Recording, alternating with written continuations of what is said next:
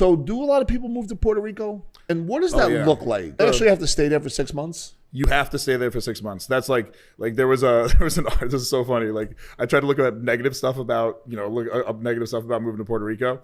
And there was an article and it was like, point number 1 about it is you have to move to Puerto Rico for 6 months. Yeah. Point number 2 was no, really, you have to move to Puerto Rico for 6 months. So that's the thing, and it's hard, man. Say it's January 1st. Yeah. And I moved to Puerto Rico. Yeah. Right? And it's 184 days, right? Am I allowed to come home for 2 days? Yeah, yes, just 6 months total number of days, right? But if you get like 60 days internationally, that are neutral days, they don't count as US or Puerto Rico. Okay. So then that you can decrease, if you are international for 60 days, you can go to 153 days in Puerto Rico. Got it. Yeah. So what is the benefit tax-wise? Like if I make $1 million a year. No, it's very simple. It's simple. Your total tax, state, federal, everything, because Puerto Rico is a territory, right? And you don't have to pay federal tax, right? If you move to Spain, it's another country. You do have to pay federal tax after a certain point, after I think 150,000. Everything above that, you got it. So it's you only can do this with territories, and Puerto Rico is by far the best territory to live in, right?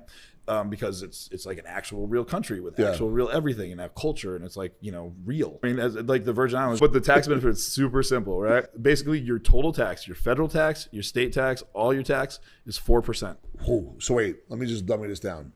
So if you make $1 million a year, you may typically own $300,000 to $400,000 in that scenario. What I heard you say is you would basically owe $40,000. You would owe $40,000. Do you do that, or you're not there yet? I tried to do it for this year, but I wasn't gonna be able to leave. Got it. You know what I mean? Like I waited until the last minute. I was gonna get like 3 days in the U.S. Yeah. And I just wasn't gonna make it. So, but my application's in. This is the most important thing: is you got to get your application in. Because when you get your application in, it gets time stamped, and that's the law of then is the law you get. And the crazy thing about this is it's a 35-year contract with the government. It's not even in a law. So like if they're going to try to repeal your tax benefits for 35 years, they have to go through like legislation. Or no, sorry, they have to go through the court, and then like you can sue them, and like you're going to win because it's a contract. Do you have to do it within that calendar year? I think you have till the next year. I think you have 365 days to actually move there. So as far as I can tell, everyone's much happier if they get their 6 months done and then they have free time.